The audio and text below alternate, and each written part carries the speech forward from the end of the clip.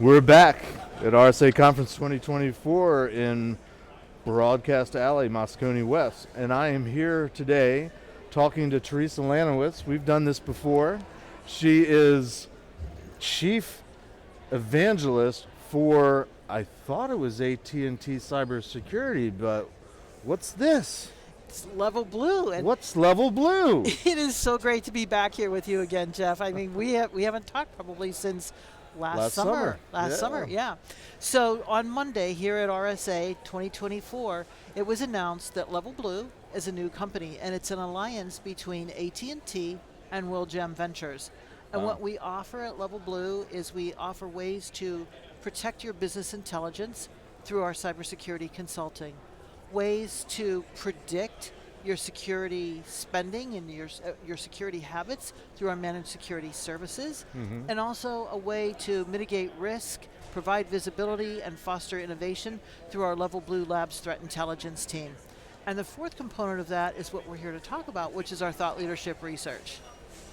So, and I neglected to say I'm Jeff Mann, co-host of Paul Security Weekly, because I was so excited to jump into the big news. And of course, being a member of the media, I got the advance notice about a week ago, so I've been like, when can I talk about it? And I think we've talked in the past that I used to work for AT&T, over 10 years ago now. So I might know some of the people that are still there, so we'll definitely have to talk later and find out who's where and what's what. But in general, how's everybody that's now LevelBlue? Is there excitement? This is definitely curiosity.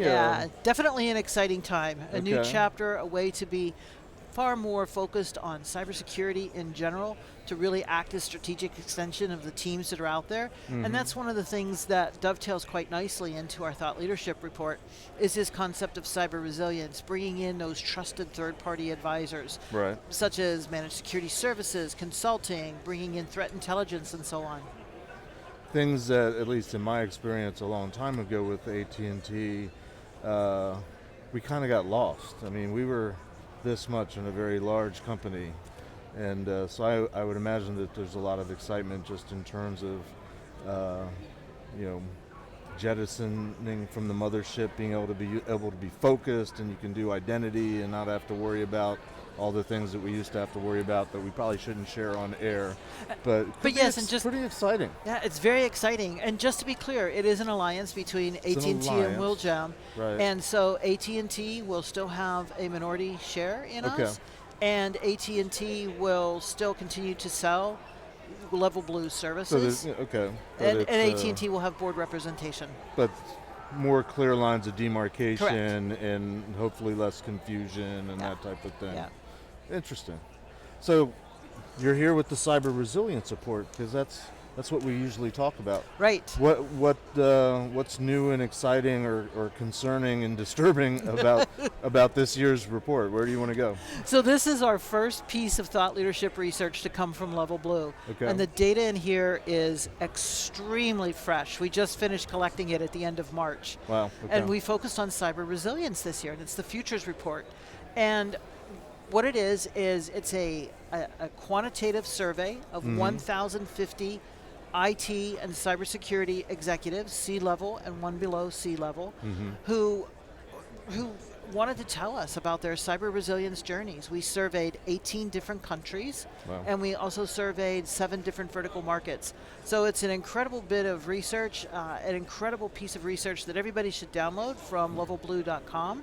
And take it, read it, share it with your executives, share it with your leadership, because I guarantee it will help you fight some of those battles that you've been fighting with internally for so long. Things such as collaboration, getting closer to the line of business, understanding how to work with senior leadership, making sure that cybersecurity is a top line budget issue. So rather than being isolated, bringing it more integrated.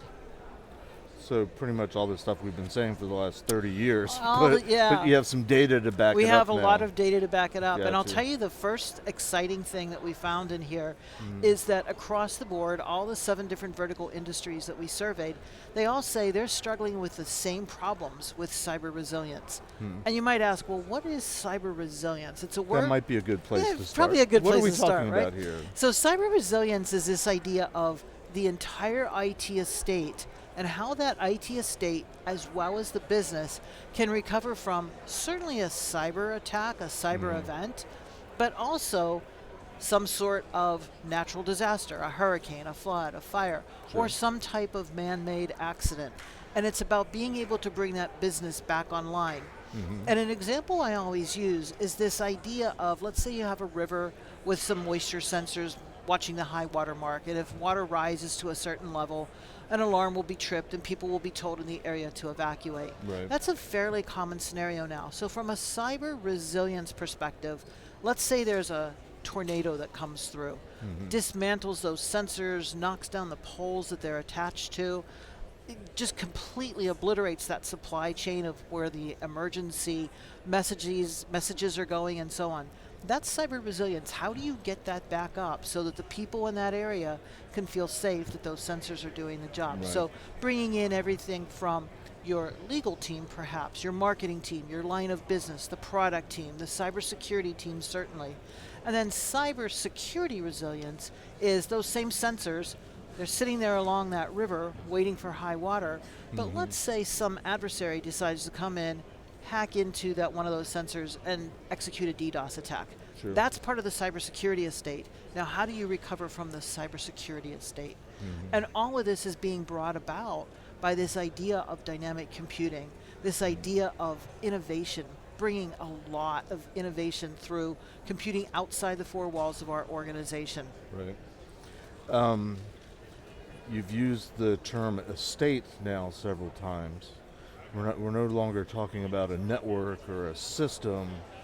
Unpack that a little bit. Is that is that a LevelBlue term, or is that something you coined, or is that something It's an industry term. Industry term. Yeah, and it is everything, because if you think of the entire IT estate, we have mainframes.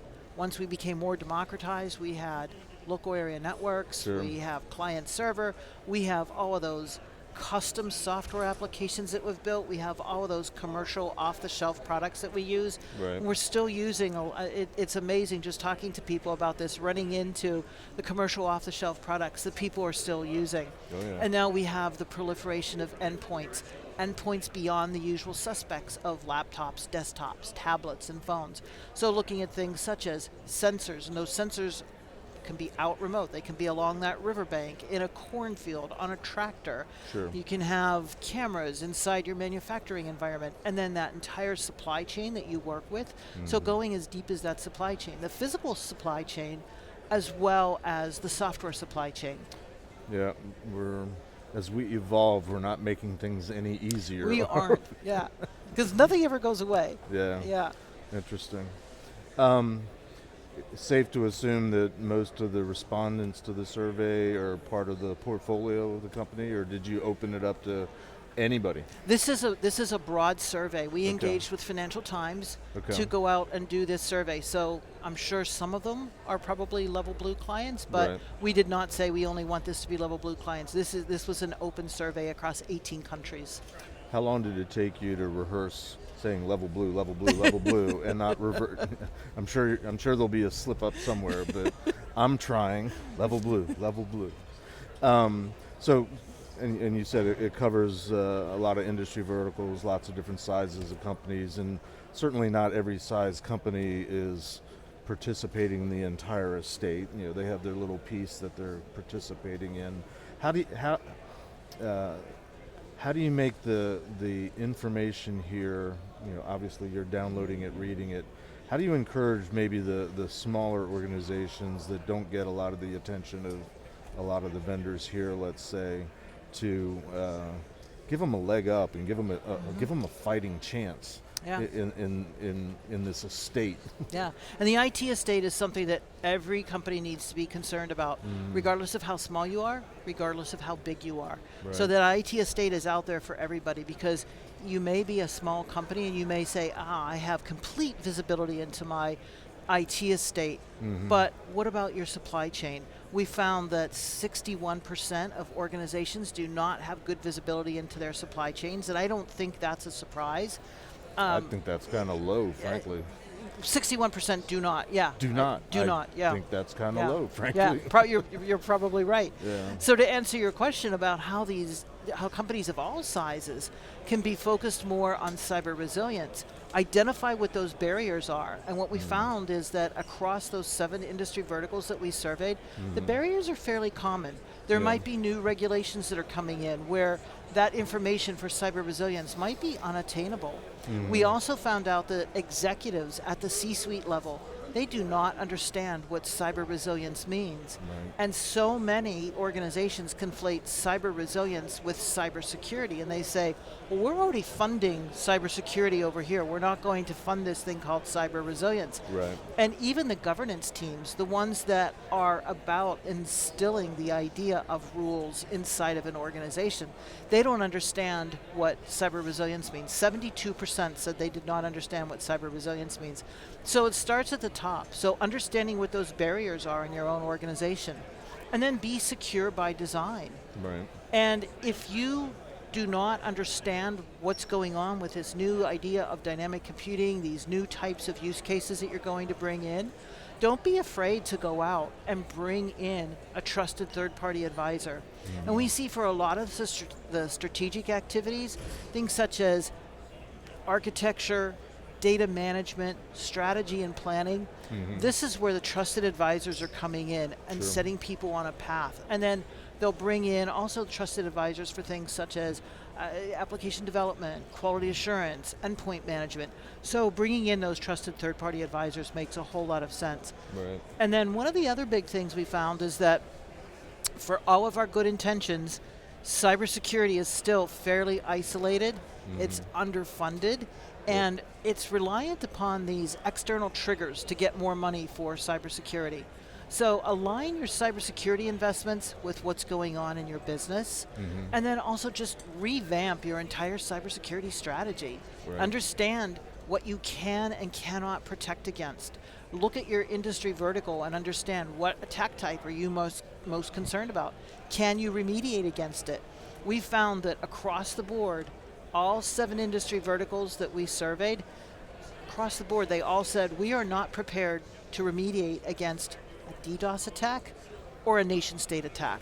Yeah. And DDoS attacks One of those are 800-pound gorillas we don't talk about, all the investment in security products and tools, and to some degree consulting and whatnot, really designed to protect against the casual, incidental type of event. No, but we don't like to talk about the targeted attacks, and somebody really wants to come after you as an organization for whatever reason. And yeah, most companies are not equipped for that, and really, in some ways, they can't afford it, because how much can you invest in security? So rethinking it, and I like the idea of resilience versus strategy, because it suggests to me the reality of, get over yourselves. You've got you're playing in this arena, this estate. Something's going to happen sometime. What are you going to do about it? yeah. Stop trying to prevent. Do that, but also prepare for the outcome, the inevitable outcome. I think that's where you're absolutely, absolutely. talking. Okay. We're winding down on our time. Any parting thoughts? Any nuggets we didn't touch that you want to highlight before we go? I would encourage people to download the report. Visit us at levelblue.com. Read the report, and now you have some ammunition, if you will, to go and talk to your senior executives, to go and talk to your C-suite and say, here's why we need to be aligned. We can talk all we want about DevSecOps, and we can talk all we want about DevOps and cybersecurity, but we really need to be aligned between the business and what we're doing in the cybersecurity side, and cybersecurity needs to not be an afterthought. It needs to be part of what's going on in the business. Amen. Well, thanks for spending some time with us today. Exciting news. Looking forward to see how that evolves over the next days and months and years. And we'll try to all remember to say LevelBlue and Okay. not that other thing that's still affiliated and they're still invested. For more information, as you said, levelblue.com, or also you can go to securityweekly.com/levelblue RSAC. That's going to wrap us. Thanks very much, Theresa. Thank you, Jeff.